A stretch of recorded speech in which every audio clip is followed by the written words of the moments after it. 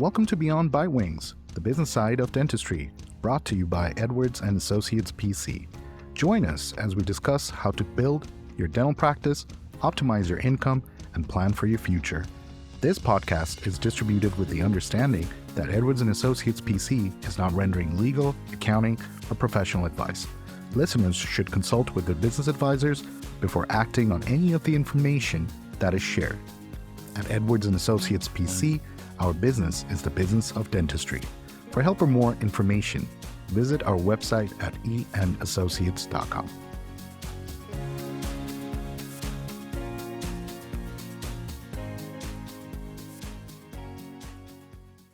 Hello and welcome to another episode of Beyond Bitewings. I am Lynn Ledbetter, taking over for a moment for Ash, who is right now at the dental show, and he's out mingling because that's what he likes to do. And I'm here talking about cybersecurity, which is something I would much rather do than mingle, so this works out for us.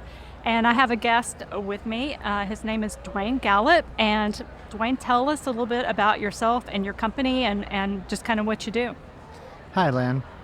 Okay, so I am with Vital Technology Group. It is a company I started in 2013. We are dental specific. Okay. And we started out as an MSP, a managed service provider. Okay. And providing, support services and installation services for computers. And we have grown into an MSSP, a managed security service provider. Okay. And what we deal with today in 2024 is more security issues than we do maintenance issues. I am not surprised about that at all. Catfishing is I'm not wearing the shirt today. Tomorrow I wear the Gone Fishing shirt. I love it. I like your shirt today too. Thank you. Yes. Today, his t-shirt says ethical hacker. It's great. Yeah, and at the bottom your password's too short, so I changed it for you. We're all about trying to secure everybody from just the onset of security issues that our computers have opened the door to. Is this because everything is cloud-based now, or because there's so many email spams coming in, or what do you see as the biggest kind of threat and weakness? Well, it doesn't matter if you're cloud or premise-based on your software. Security comes in many different factors or forms. The biggest problem today, everybody has antivirus. If they don't, I don't know what they're thinking, but Everybody's got antivirus. Everybody probably has or should have backups. So they've got some protection. They got 2 layers there. We go a bit further and we'll promote Secure DNS. You need Secure DNS.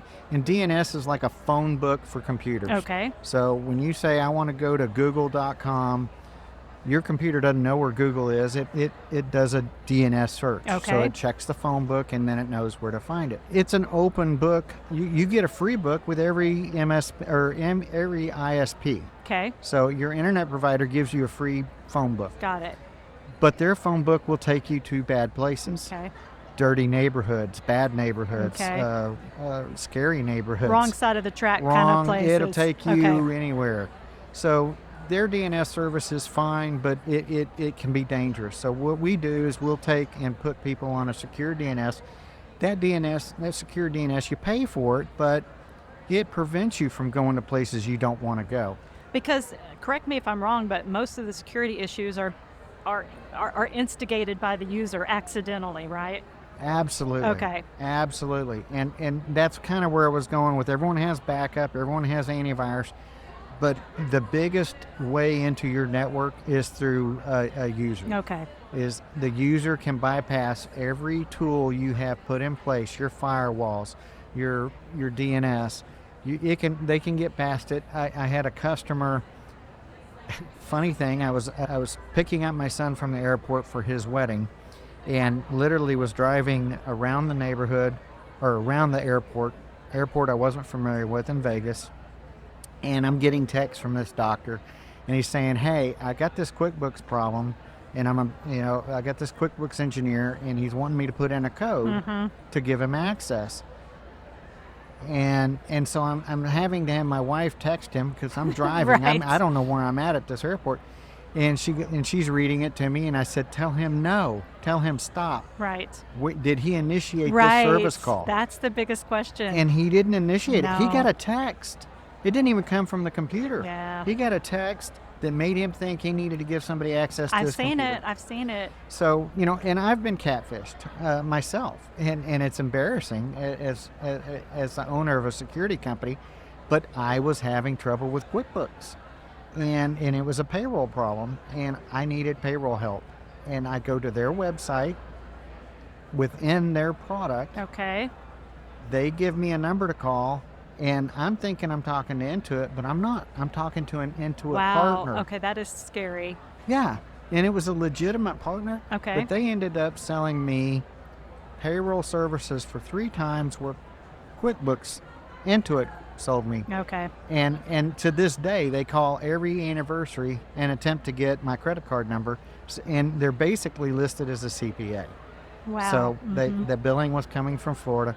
And that was my own catfish experience. I had to then transition back to Intuit instead of going through that CPA. Right. But it was misleading. The whole thing was misleading. Exactly. And I was lucky. I've had customers call me going, "Okay, I just fell for this." I'm like, "Why didn't you call me first?" I know. Anyway, I get the call, and I was logged into Google, and I used Google Password Manager. And they saw me log into Google. So now they can log into Google as me. They don't even have to be on her computer. They can go through her password manager and have access to her Amazon, That's so to scary. her bank, to everything. Yeah. And she had 40 or so passwords that she changed, only to realize initially we didn't know they knew her password into Google. She didn't change her password to Google. The next day she had to change it again. So we offer a variety of different services to help associations, organizations deal with these risks. Secure DNS is one of them. We offer phishing. It says ethical hacker. Yes. We will phish you and your employees. Okay. I love right. that feature. Yeah. Yeah. And I've been bit by my own phishing. Oh no. Okay. We target it based off your role in an Okay. organization. Okay. Well, my CTO, or technology officer, he knows my primary role is chief financial officer. Well, I had happened to let an employee go, and I had been on Amazon killing his credentials on so he couldn't buy under our organization. Right. And wouldn't you know, I got an email from, I thought it was from Amazon, but I had just been there. So I didn't verify. I didn't go through the process. I thought I had made a mistake. And I got catfished. I had the secure DNS, so I didn't get to go where it was going to go. Okay, so there were So safeguards in I've got place. safeguards in place. So Okay. it came up and said, "Hey, we're blocking this site." Yes, thankfully. And then I get a phone call from my CTO going, "Ha ha ha ha ha, Yeah. gotcha. Yeah. Now you need to go through training." But that is great because people don't realize how vulnerable they are or their staff is because We're all it vulnerable. all looks so legitimate. Yeah, they are. Today's malware or today's ransomware, let's go there. Today's ransomware isn't the ransomware 5 years ago or 10 years ago.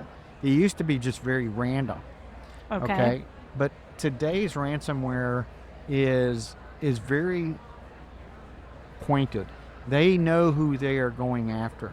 And so they start phishing you to get access or to get you to click a link. And a link can be malicious. It can pull a virus or malware into the system. Malware isn't detected by antivirus. Okay. So malware doesn't replicate. So antivirus doesn't pick up on it.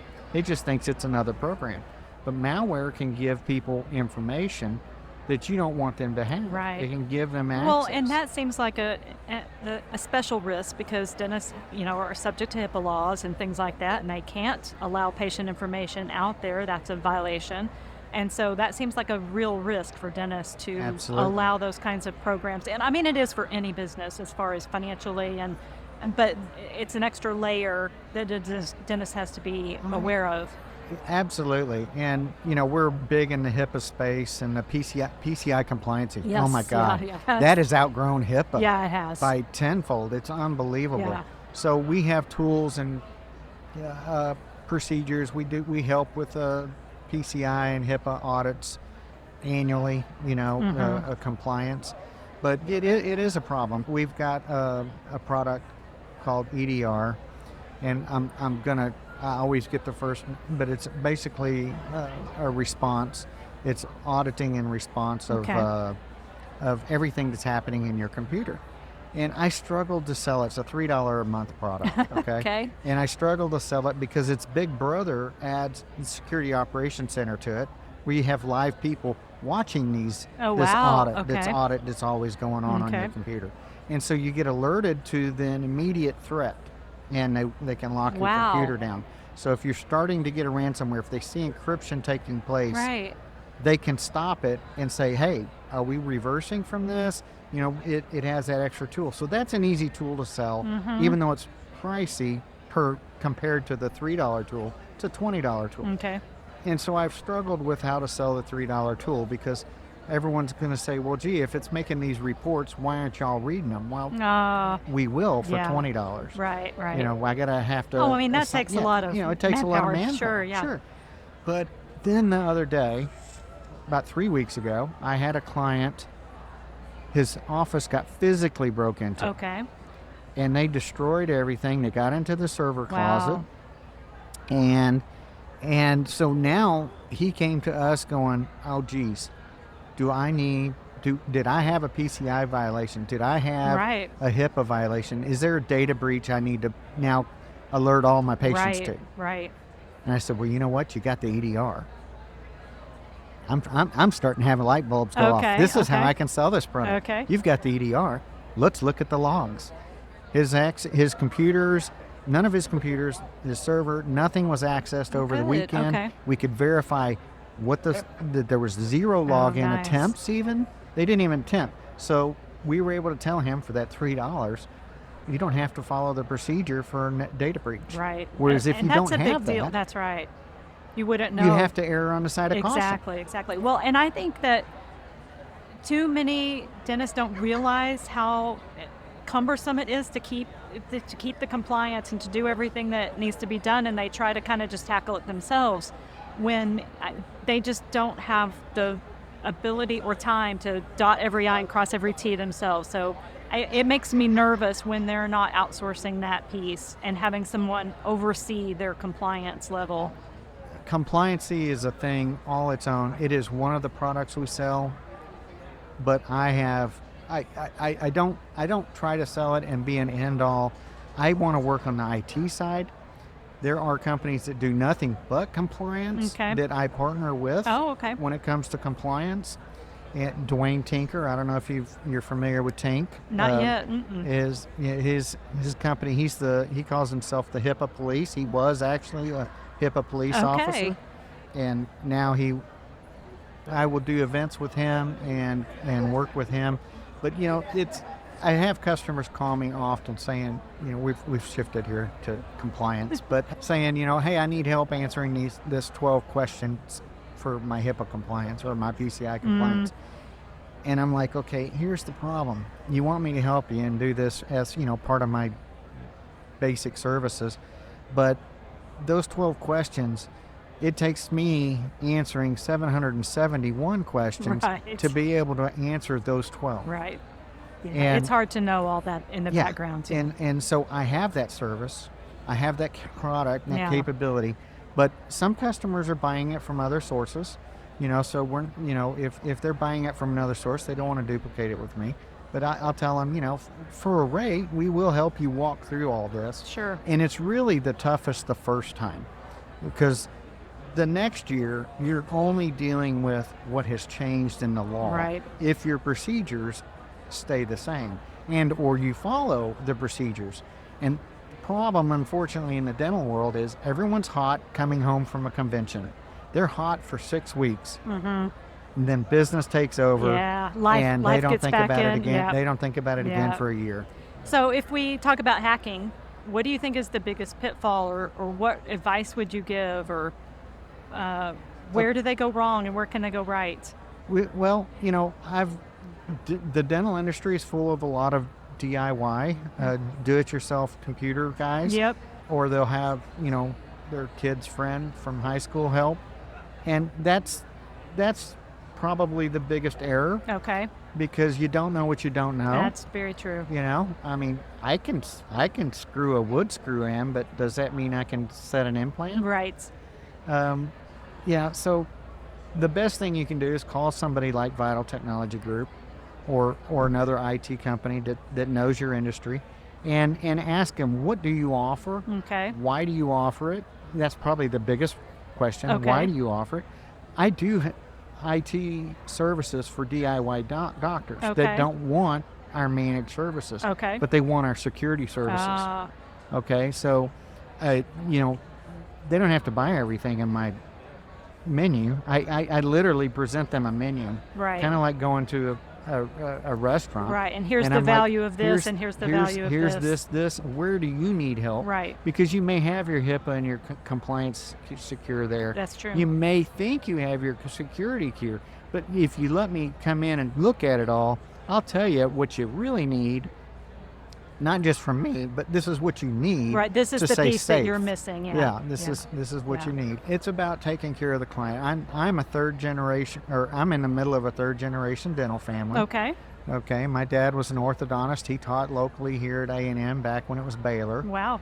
And my brother and sister-in-law are both dentists. Okay. And now my niece. You're surrounded by them. I'm surrounded by them. I've been in this space since the 90s, and security is my number one concern today. Yeah. So what I do with a customer when it comes to securing you for not just compliance. Okay, so talking about hacking, PCI covers a lot of that. Okay. HIPAA covers a lot of that. If you're PCI and you're HIPAA compliant, you're probably fine on the security side. Okay. Because they have that request. And my cybersecurity suites that I sell are all based on what they require. Okay. Okay. And or what cyber insurance requires. Which I had a customer say to me, he says, that exists? Oh, yes. He asked and me you should just have this it. year. If you don't have it, you need to look into it. Yeah, and so we have actually an agreement with the insurance company. If they have our stack, they will discount, the insurance company will discount their services, and they don't make you go through the 100 questionnaire. Good, because we did that, and it was a huge, time. Absolutely. With our IT guy and our staff. Absolutely. I mean, it was a huge undertaking. So you can buy our security suite and as a whole, and that insurance company will come in, they'll quote you. They don't even question them. Because they know that you've got the things in place to help protect their investment. That's right. And that's why we offer what we offer on our security stack. Great to know. Yeah, Great. and it's just trying to give you one place. So we know your dental software. We know the Dentrix, the Carestream products, the Patterson products. We know everybody's software out there, Open Dental.